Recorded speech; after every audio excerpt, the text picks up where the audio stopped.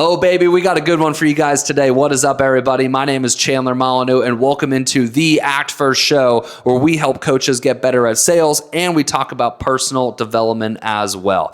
Now, today, we're talking about personal development, and this is going to be a video for you. If you have something on your heart right now, something on your mind right now that you need to take action on, maybe it's dropping a bad habit, maybe it's having a conversation with an individual, maybe it's creating content, maybe it's starting a new business, but there's something on your heart, something on your mind that you want to take action on, but fear, insecurity, and doubt is getting in the way.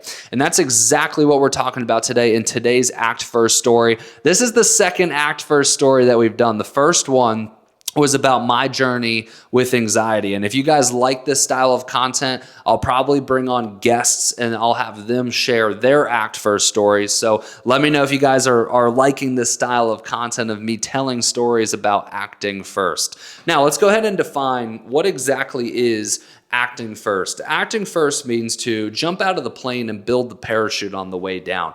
It means to walk through the woods without a map, without a trail system, without a GPS, but figure out how to navigate that and get on the other side. In so many words, it means in life, we're going to have goals, we're going to have visions, but we're never going to have a perfect plan. God is never going to come to your doorstep and drop a perfect plan saying, this is exactly how you accomplish everything step by step by step. No, God wants you to figure it out. God wants you to act first. And your goals and your vision want you to act first as well. It means to take initiative. It means to take action regardless of having the perfect plan and navigating it through not the perfect circumstances, navigating it through the fear, through the doubt, and through the anxiety, and accomplishing the goal on the other side. That's what it means to act first. In today's Act First story, we're going to be talking about, this one's going to be about me. Like I said, I'll bring guests on in the future if you guys enjoy this style of content, but this one's going to be about starting my first business at the age of 19.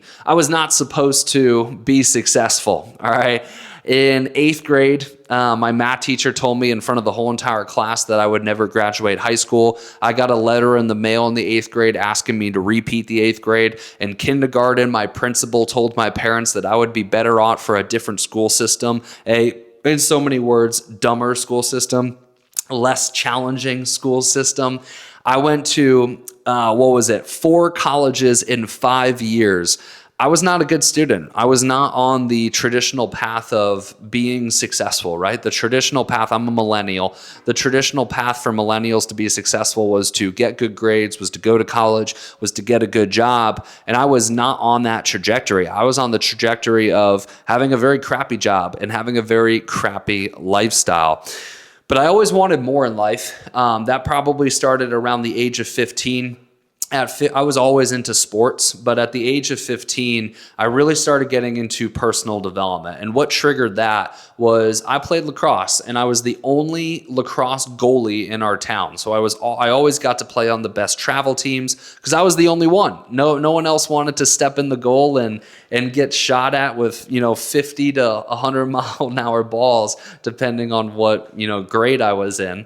But in 8th grade, somebody else challenged my starting spot and they beat me out. And when they beat me out, I could remember I was crying, I was devastated, and my dad told me, this is an opportunity for you to get better. Maybe you have to start training in the off season. And these are concepts that I never knew of. And my dad got me an agility ladder. I still have that agility ladder to this day. He got me a yellow jump rope, and he got me an old set of weights from my uncle. And every day after school, I would go down into my garage and I would use those things and I would get better and I would get fitter. Woo! Man, I just got a wave of emotion. That was such an exciting time in my life. And I would go down in the garage and I would get better and I would get better and I would get better. And that led into listening to personal development and watching motivational videos, Tony Robbins, Ray Lewis. I loved Ray Lewis's pregame speeches.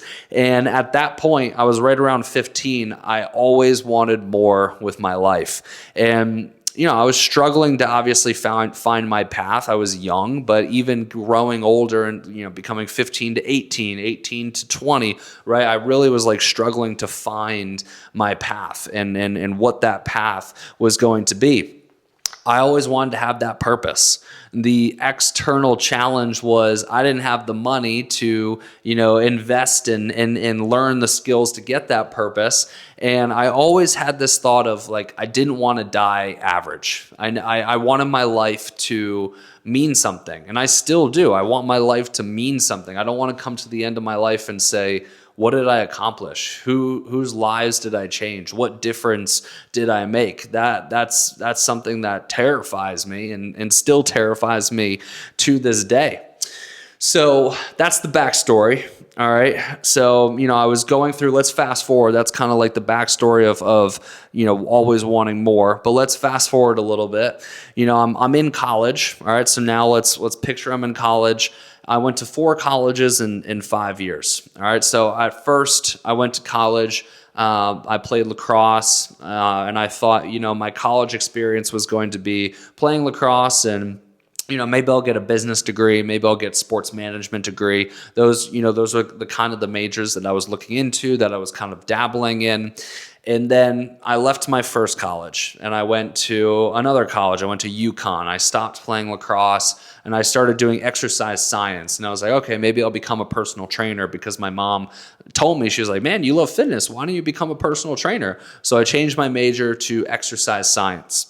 All right. Then after a semester of UConn, University of Connecticut, I had a 1.6 GPA, and pretty much they said, you have to get that up or you're going to get kicked out. And I said, well, I kind of want to play lacrosse again. And this is because I was really missing purpose. I was missing identity. And lacrosse was something that I played for 14 years. And that was the first semester that I didn't play lacrosse. So I was like, okay, all right, I'm going to go back. I'm going to find a different school. I'm going to play lacrosse. So then I went to Springfield College because they had a great exercise science program and they had a pretty good lacrosse team. And they were recruiting me back when I was a freshman, but I didn't go with them originally. So went to Springfield, played a semester of lacrosse, did their exercise science program, and I just didn't really like the school. I didn't feel like I had a group of friends there that I really connected with. And then I was like, all right, you know what? Like, I don't want to do this. There was a local school nearby called Western Connecticut State University. They had an exercise science program. I wasn't going to play lacrosse anymore. That was the final straw. I was done playing lacrosse, and I moved back home and moved back in with my parents. Now, my ex-girlfriend went to that school as well, and we started rekindling our relationship. Her name is Caitlin, and she is now my wife, Caitlin Molyneux. Caitlin Horvath is her previous name. And she really, really, really changed the course of my life. And making that decision to move back in with my parents, to go to a local state school that I can literally drive 20 minutes to, that decision really shaped the trajectory of my life to this day. So, and which is absolutely crazy. I'm going to tell a quick side story here. Like Caitlin, me choosing Caitlin really changed my life. So backstory, we're going back in time to high school. I was a junior in high school, and I sat next to a girl. Her name was Allie, and Allie was friends with 2 of the most attractive girls in our high school. Danielle was one, and Caitlin, my now wife, was the other.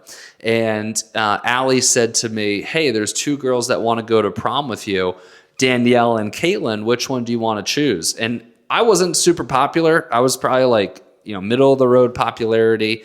And I was taken back. I was like, what? They're older than me. They're seniors. I was a junior. They want to go to prom with me? What the heck? So I was like, I need some time to think about this. And I went home and I called my friend. I remember being on the phone with my friend for hours, and my friend told me to choose Danielle, but something told me to choose Caitlin. And now I know that was God who told me to choose Caitlin. And I did. I chose Caitlin, and I went to homecoming with Caitlin. Caitlin and I started dating. And then we went our separate ways when I went away to college. And then fast forwarding back to where I was in the story, we started rekindling our relationship. But the reason I told that side story is, man, the decisions that we make in our life are so impactful. If I chose to go with Danielle in that moment, what would my life have looked like? What would my life have looked like? It would have been completely and vastly different, which is absolutely just crazy to think about. But Caitlin and I started rekindling our relationship in college, and we were hanging out a lot. And she came over to my parents' house because that's where I was living, and we were hanging out in my bedroom. And there was a TV in my bedroom, and the TV was kind of at the edge of my bed. And we were watching, TV. And she said, have you heard of Christian Guzman? And oh man, I'm drawing a Nikki Blackketter. And I was like, no, I've never heard of them. She knew I loved working out, and I really inspired her to get into the workout scene as well. But she would watch these YouTube vlogs of these individuals, Christian and Nikki, that I never heard of. And I said, no, I never have. So she pulled up their YouTube channel, and we started watching Christian Guzman. And man, I didn't know that in that moment, but that changed my life. Like, I'm literally getting goosebumps thinking about it. But at first I was a little apprehensive. I was a little bit like, I'm not sure how I feel about this. Like, online coaching, this guy's driving an Audi R8. Like, I don't know, it's not adding up to me. I walked Caitlin out to her car because she was driving home. We were done hanging out, and I went back downstairs to my bedroom, and Christian Guzman was still on the TV. Next thing I know, it's 2:00 in the morning. I've binged watched Christian Guzman videos, and I said, that's the life that I want. This is my purpose. This is the direction that I'm going. And I told myself that I was going to accomplish this goal in 3 months. I was very naive. I said, I'm going to have Christian Guzman's life in 90 days. It's good to be naive sometimes, but that's the first lesson right there. I acted first on a decision, because up until that point, what was my problem? I was trying to figure out my identity. I was trying to figure out my purpose. And once I watched those videos, light bulb came. It was a light bulb moment. I was overwhelmed with emotion. Like, this is what I'm going to do. And I just made a decision. I didn't second guess. I didn't say, well, maybe I should go this route. Maybe I should go that route. I knew in my heart of heart, like, there was no second guessing. There was no questioning, like, this is the thing. And I doubled down on it, and I threw out all other potential options.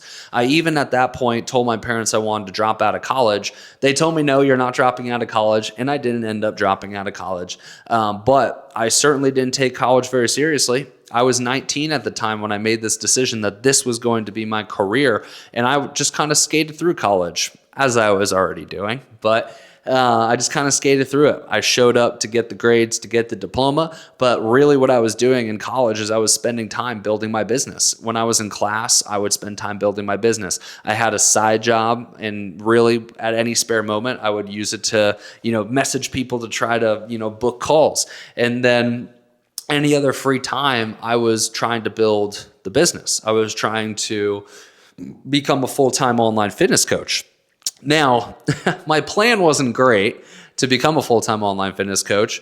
Obviously, I saw Christian Guzman was creating YouTube videos and content, and I was like, okay, well, that's what you do. If you want to become an online fitness coach, you have a YouTube channel and you create content. And I started vlogging every single day, and I'm so grateful that I did. It didn't amount to anything. I didn't amass this massive YouTube following or anything, and that's not actually how I became a full-time online fitness coach. I became a full-time online fitness coach through sales and learning that skill. But I'm so grateful that I vlogged, because if you go to my YouTube channel, Chandler Molyneux Vlogs, all my vlogs are still on there from way back in the day. And I'm so grateful for that, because my future kids are going to be able to watch that. When I'm 80 years old and in a rocking chair, I'm going to be able to reflect back and watch on that. And that's something I'm really excited for. But when I started creating content, I made an Instagram page and a YouTube page. My group of friends started making fun of me. And this was kind of like the first problem that I had. And, they would comment on my stuff. They would kind of make fun of me. And this was another act first decision. I chose, didn't second guess about it. They're not going to be my friends anymore. If they're not going to support my vision, if they're not going to support my goals, I'm going to stop hanging out with them. And that's exactly what I did. I actually blocked them all on social media. And what's so funny? It's hilarious. I actually got a text this past weekend. It was on Friday, from one of my former friends. And he sent me a picture of the group of friends that I used to hang out with. And it said, "Miss you, buddy."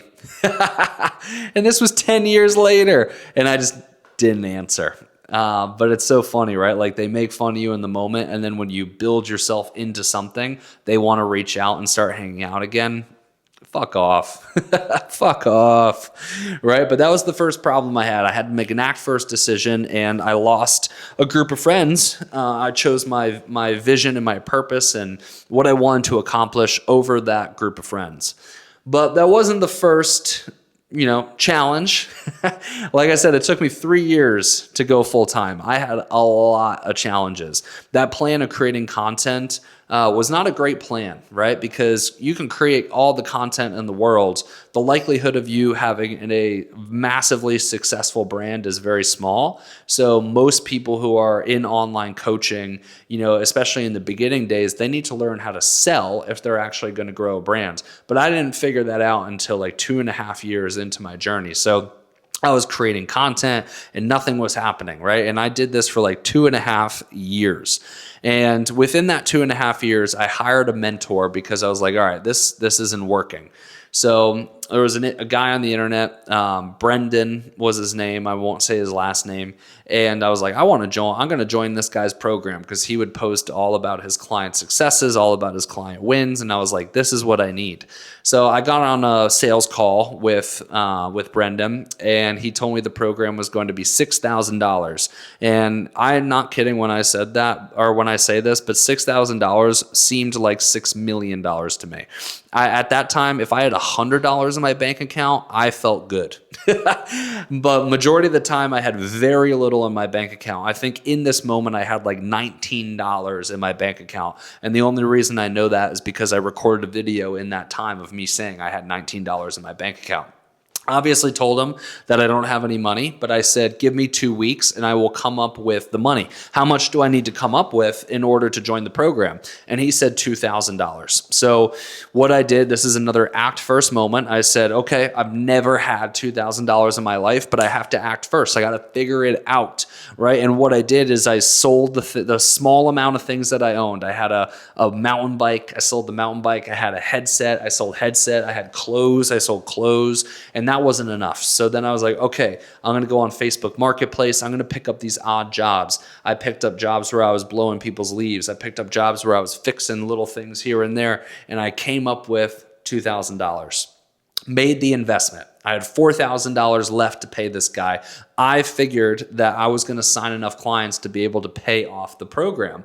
And I didn't. I sold one client. He was on a payment plan. It was $200 a month for 10 months. So I signed him it was a 3-month program. I think I signed him in month 1 or month 2. So I think I was able to pay $400 to the company. So I was $3,600 in debt at that point when I ended the program. So I ended the program. I really had no success. I didn't think the program was great, but partially, I'm to blame here as well, right? Taking full ownership there. But this brought on a set of problems. I didn't know how I was going to pay back the $3,600. So I had debt collectors coming after me. I took out a loan, a PayPal credit loan. I didn't have debt collectors coming after me at this point. I had Brendan asking for the money. So I took out a PayPal credit loan, was able to pay off Brendan, but then now I have more debt because I have to pay off PayPal and I don't know how I'm going to pay off PayPal. So then I had debt collectors coming after me because I couldn't pay back PayPal. And at that point is when I picked up a couple of side jobs. So I picked up a in-person training job, which I'll talk about in a second. And then I picked up a couple restaurant jobs. I had a job at a pizza shop, and then eventually that job, I got another waitering job at a barbecue joint. But I had an in-person training job as well. And that in-person training job was another learning lesson. I got screwed over because of my naiveness, my naivete, as they say. And this individual told me that, it's going to be an internship to start. I have to, earn my way.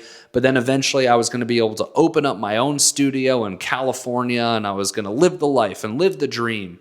6 months later, that internship was still going on. I was opening the gym at 5 o'clock in the morning. I was closing the gym at 9 o'clock at night. And I was pretty much living in this guy's gym. I was running the classes. I was doing the one-to-ones, and I was not getting paid. Not getting paid. But in my young mind, I was like, oh, it's an internship. I'm learning. It's a learning experience. No, I was getting taken advantage of. 6 months in, he handed me $400 cash and said, sorry, I haven't been able to pay you yet. Hopefully this makes up for it. $400 for 6 months worth of work. I told this to my future father and mother-in-law, and they said, yeah, this guy's screwing you over. And then they drove me down to the gym, and both Caitlin, who worked at the gym as well, and myself, we quit. We quit the gym and said, yeah, we're not doing this anymore. And yeah, that's a quick little side tangent, but I wanted to say that because, this is kind of where I was at. I was like struggle bus city. So, all right, here I am, struggle bus city, just quit this in-person training job, still don't have any online clients, still have this massive passion and goal for wanting to figure this out, for wanting to live this life that Christian Guzman had and have this business. And, insert the next mentor. I'm going to say this one by full name because I really, really appreciate him, Sterling Griffin. But he started DMing me, and this was probably 3 months removed from the previous program. I was starting to make a little bit more money because I had a waiter job. And when I worked at the pizza job, I was just cashier, answering to-go orders, stuff like that. But I got upgraded and went to a waiter job at a different, the barbecue joint that I was talking about before. I was starting to make better money because as a waiter, you get tips and all that stuff, right? So this next mentor, Sterling Griffin, enters my life and starts, DMing me, and we, are exchanging back and forth. And I hopped on a sales call with someone from his team, same exact price. It was $6,000, and they allowed me to do 3 installments of $2,000. So I actually had enough money at that point and was able to make the investment for $2,000. And with this program, I was 4 months into the program. I had to renegotiate the payment plan terms because I wasn't having success. I was 4 months in, and at this point I was like, man, maybe this just isn't going to work for me. Maybe I'm not meant to do this. Maybe I'm not meant to be successful. But I went all in on that 4th month. I went all in on the last month of the program. And that was the month that I had my first $10,000 month. And it wasn't because of creating content. It was because of learning the skill of sales. How do you prospect somebody, get them on a phone call, and close the deal? And that truly is what set me free. Sales and learning that skill is what truly set me free in my life. And I went on to grow that business to $50,000 a month. And then from that point, I started a business to help people like me start online fitness coaching businesses. And that business, I built to $4.5 million a year. And then by the age of 28, in totality, I've done well over 8 figures in online coaching sales. But it started with acting first. I could have quit. There was multiple moments in that story that I could have quit. I could have quit when the first mentor didn't work out. I could have quit when I got screwed over by the in-person trainer.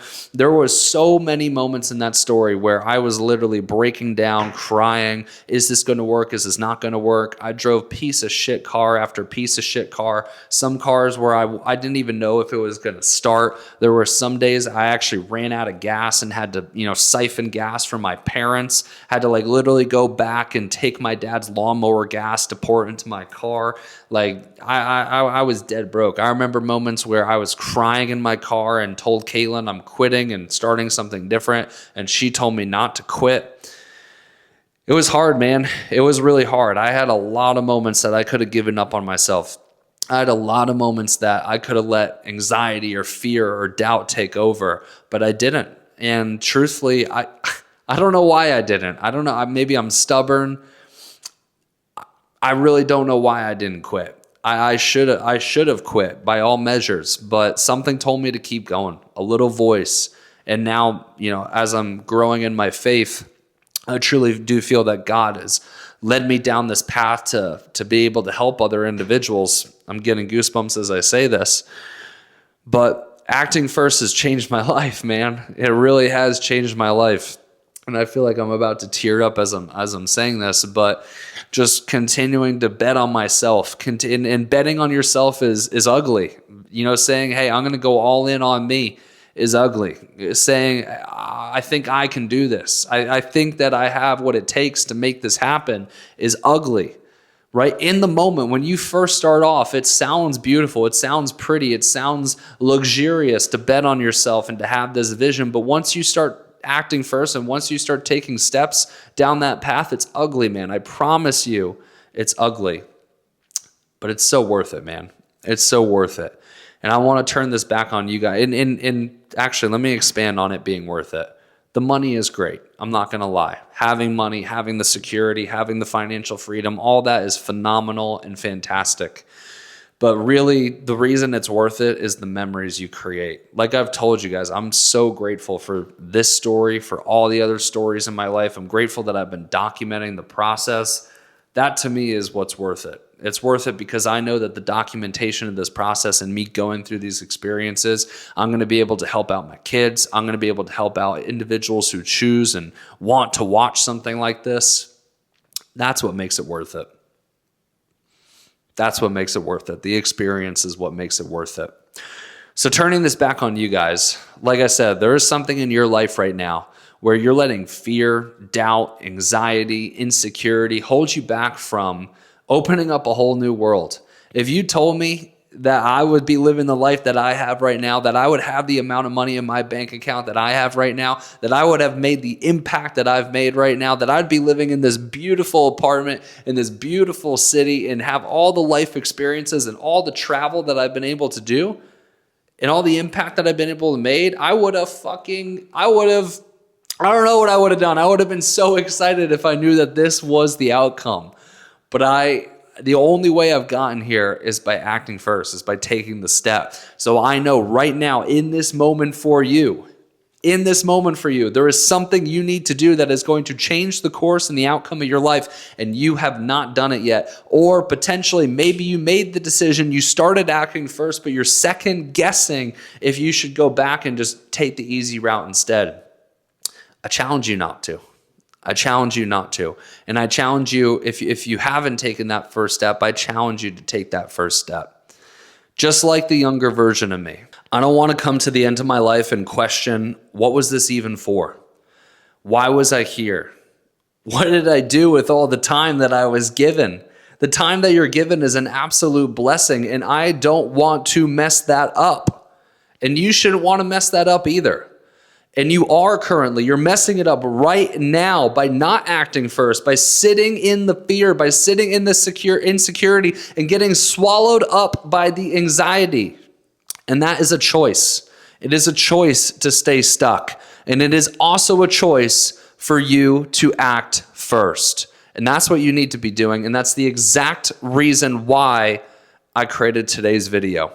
So that's how I'm going to leave it. You have a choice right now. Stay stuck in the fear. Stay stuck in the anxiety. Stay stuck in the insecurity, or take that first step. Take that first step. Like I said, the trail map's not going to be there. The GPS is not going to be there. The perfect parachute is not going to be there. You're going to have to jump out of that plane and build that parachute on the way down. You're going to have to navigate in that forest and trust that you are taking the right steps forward. And if you don't have trust in yourself, place trust in God. Place trust in God. God will guide you through this as long as you're continuing to take action. God will not guide you through this if you choose to stay stuck. He will only guide you through this if you choose to continue to walk, step in and step out through that forest. So that's what you need to do. And that's how we're going to end the video, y'all. I don't even want to say subscribe or like this or whatever, because I think this video goes beyond that shit. Just fucking act first. That's the best way that you can return the favor for me creating this content.